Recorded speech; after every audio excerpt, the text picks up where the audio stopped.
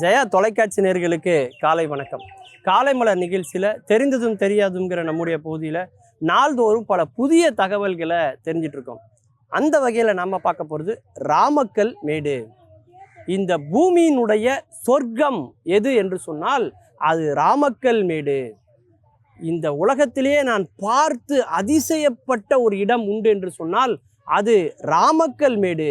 இதை நான் சொல்லலைங்க, டைட்டானிக் படத்தினுடைய நாயகன் ஹாலிவுட் நடிகர் லியோ அப்படின்னு சொல்லக்கூடிய அவர், அதாவது லியோனார்டோ அப்படிங்கிறவர் வியந்து சொல்கிறாருங்க. அதுவும் நம்ம ஊரில் உள்ள ஒரு பகுதியை பற்றி இவ்வளோ வியந்து சொல்கிறாருங்கும் போது அதில் தெரியாத விஷயத்தை தான் இன்றைக்கி நாம் தெரிஞ்சிக்க போகிறோம். அவ்வளோ ஒரு அருமையான ஒரு இடம். அதாவது மேற்கு தொடர்ச்சி மலையினுடைய உச்சம் அப்படின்னு சொல்லலாம். இது எங்கே இருக்குது அப்படின்னா கேரள மாநிலம் இடுக்கி மாவட்டத்தில் இருக்குது இந்த ராமக்கல் மேடு. இதுக்கு ஏன் ராமக்கல் மேடு அப்படின்னு பெயர் வந்தது அப்படின்னு பார்த்தீங்கன்னா இதுக்கு ஒரு புராண காரணங்களை சொல்கிறாங்க, தொன்மையான வரலாறு சொல்கிறாங்க. அதாவது ராமருடைய கல் அப்படிங்கிறதான் ராமக்கல் மேடு அப்படின்னு மாறி இருக்கு அப்படின்னு சொல்கிறாங்க. ஏன்னா வனவாசம், ராமர் 14 வருஷங்கள் வனவாசம் போனப்ப சீதையை தேடி லட்சுமணனோட அவர் நின்ற இடம் எது அப்படின்னு சொன்னால் இந்த ராமக்கல் மேடு. ஏன்னா இங்கே இருந்து நீங்கள் இன்னைக்கும் நீங்கள் பார்த்தீங்கன்னா ஒரு அற்புதமான ஒரு வியூ பாயிண்ட் கிடைக்குங்க. தேனி, கம்பம், போடி நாயக்கனூர், தேவாரம் அப்படின்னு கோம்பை அப்படின்னு சொல்லக்கூடிய பல ஊர்கள் நீங்கள் இங்கேருந்து பார்த்தா தெளிவாக தெரியும். அப்படி ஒரு அருமையான ஒரு வியூ பாயிண்ட் அப்படின்னு சொல்லி நாம் இதை சொல்லலாம். இது பார்த்தீங்கன்னா கடல் மட்டத்திலிருந்து 3500 அடி உயரத்தில் இது இருக்குதுங்க. அது மட்டும் இல்லை, இன்னைக்கு அது ஒரு மிக முக்கியமான சுற்றுலா தலமாகவும் வளர்ச்சி பெற்று வருகிறது. அங்கே பார்த்தீங்கன்னா உச்சியில் 2 பேருக்கு சிலை வச்சுருக்காங்க. குறவன் குறத்தி 2 பேருக்கு சிலை வச்சுருக்காங்க. ஏன்? அங்கே 2 மலைகள் இருக்குது.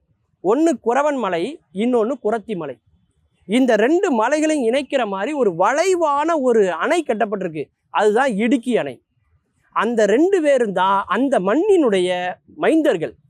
அந்த மண்ணினுடைய மைந்தர்களை சிறப்பு செய்யணுங்கிறதுக்காக தான் குறவனுக்கு ஒருத்திக்கும் குறத்தி ஒருத்தங்களுக்கும் சிலை வைத்து குறவன் குறத்திக்கு அங்கே சிலை வைத்திருக்கிறார்கள் அந்த மலையினுடைய உச்சியில் என்று சொன்னால் எப்பேற்பட்ட ஒரு குளுமை கொலுவு இருக்கக்கூடிய ஒரு இடமாக அந்த ராமக்கல் மேடு என்ற இடம் இருக்குதுன்னு பாருங்க.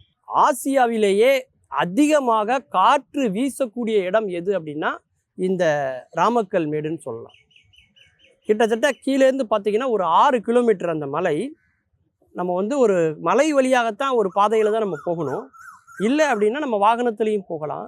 வாகனத்தில் போகும்பொழுது ஒரு மணி நேரம் ஆகும்.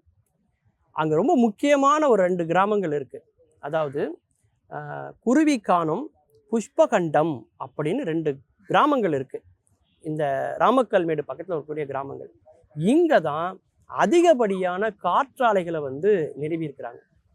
2 மலைகளுக்கு நடுவில் வரக்கூடிய அந்த காற்று எவ்வளவு வேகமாக இருக்கும் அப்படிங்கிறது உங்களுக்கு தெரியும்.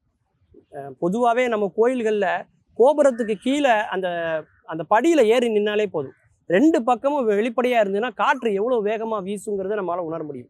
அப்போ 2 மலைகளுக்கு நடுவுலேருந்து வரக்கூடிய காற்றுன்னா அது எவ்வளோ வேகமாக இருக்குன்னு பாருங்கள். அப்போ வேகமாக இருக்கிற இடத்துல தான் நம்ம காற்றிலிருந்து மின்சாரம் எடுக்க முடியும்.